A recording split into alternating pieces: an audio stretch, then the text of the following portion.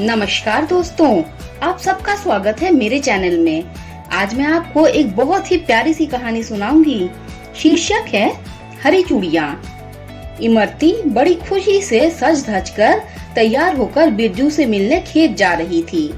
आज बिरजू ने उसे विशेष तौर पर शाम को ही खेत पर बुलाया था। वह मन ही मन सोच रही थी, न जाने क्या काम होगा जो शाम को बिरजू बुलाया है। वैसे तो कभी शाम को खेत पर आने से मना करता है। चलते चलते अचानक बारिश शुरू हो गई। आसमान में काली घटाएं छाई हुई थी और हवा का रुख भी अचानक से तेज हो गया था। वह जल्दी जल्दी अपने खेत की ओर कदम बढ़ा रही थी। खेत पहुंचते पहुंचते बारिश काफी तेज हो चुकी थी। बिजली तेजी से चमचमा रही थी। खेत पर पहुंची तो देखा बिरजू वहां नहीं था।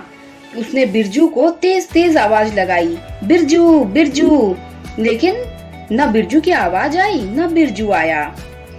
उसे बुलाने के बाद जाने कहाँ चला गया।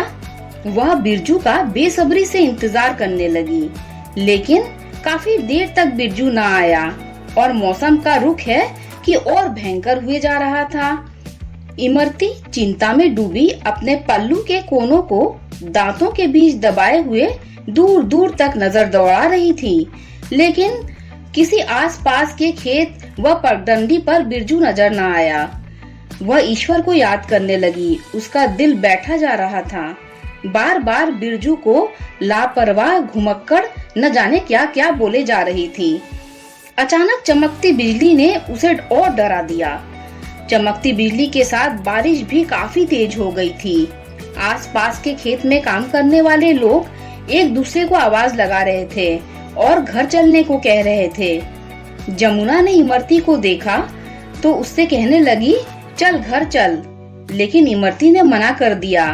बोली, अभी बिरजू आ रहा है, उसने मुझे बुलाया है, आता ही होगा। जमुना ने जब ये सुना तो उसने कहा, अपना ध्यान रखना, कहकर खेत से गांव की ओर निकल पड़ी। आसपास के खेत सुनसान हो चुके थे।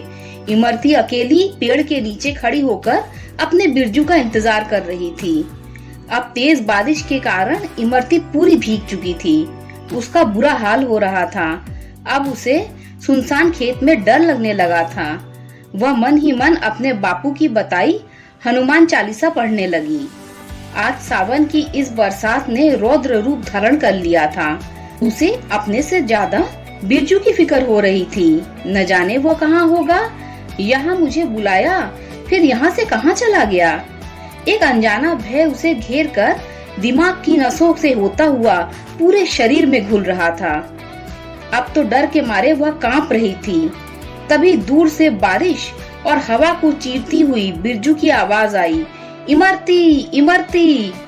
उसकी आवाज ने जैसे इमरती की नसों में ऊर्जा भर दी। आवाज की दिशा में गौर से देखने लगी तो बारिश में भीगते हुए उसी की ओर दौड़ा चला आ रहा था बिरजू। उसके पास आते ही उसकी जान में जान आई, लेकिन उस तेज बारिश में चमचमाती बिजली से वह ज्यादा तेज रफ्तार से दौड़ती बिरजू के गले से लग गई और रोते हुए बोली, कहाँ गए थे? आज तुम्हारी इमरती का राम नाम सत्य होने वाला था, अगर तुम कुछ देर और न आते। पर तुम्हें क्या, चले गए बिना बताए? इमरती के आंसू पोंछते हुए बिरजू बोला, ना बाबा, ऐसी बात ना करो। अगर बताकर जाता तो क्या तुम जाने देती? इमरती प्रेम से बिरजू की तरफ देखते हुए बोली, अगर तुम बताते तो इस मौसम में मैं तुम्हें कहीं न जाने देती। बिरजू मुस्कुराते हुए बोला, तभी तो बिना बताए चला गया था। यह लो, पहन लो, फिर जल्दी से चले, अंधेरा हो रहा है। इमरती देखते ही खुशी से उछल पड़ी। अरे वाह, मेरी पसंद की हरी चूड़ियाँ तुम ले भी आए इतनी जल्दी? कल ही तो कहा था मुझे हरी चूड़ियाँ पसंद है। हरी चूड़ियाँ देख उसका रोम रोम पुलकित हो रहा था। वह खुशी खुशी हरी चूड़ियाँ पहन रही थी। तब पास खड़ा बिरजू इमरती के चेहरे की खुशी को पढ़ रहा था। डरी हुई इमरती उसके आते ही खुशी से चहक उठी थी। उसकी खनकती हरी चूड़ियाँ बिरजू के प्रेम भरी सौगात थी, जिन्हें वह आज शहर से लेकर आया था।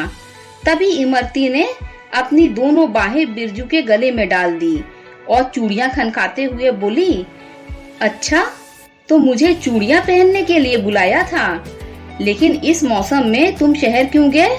कुछ हो जाता तो? बिरजू उसकी चूड़ियों को निहारता हुआ बोला, कैसे कुछ हो जाता? तूने अपने पति की सलामती के लिए ही तो सावन महीने का व्रत रखा है। मेरा भी तो फर्ज बनता है कि तेरी इच्छा पूरी करूं। इमरती गर्दन हिलाते हुए मुस्कुराकर बोली, चलो बिरजू, घर चलो, माँ बाबूजी राह देख रहे होंगे, हम दोनों की चिंता हो रही होगी। बिरजू इमरती का हाथ थामे गांव की पगडंडी पर चल पड़ा। दोनों सावन की बारिश में प्रेम संग भीग अपने घर की ओर चल पड़े। दोस्तों, अगर आपको ये प्यारी सी कहानी अच्छी लगी हो तो लाइक कर दीजिए, मेरे चैनल को सब्सक्राइब कर दीजिए। जब आप मेरे चैनल को सब्सक्राइब करें तो बेल का आइकन भी प्रेस कर दीजिए, जिससे मेरी आने वाली सारी कहानियाँ आप तक सबसे पहले पहुँच जाएगी। Thanks for listening.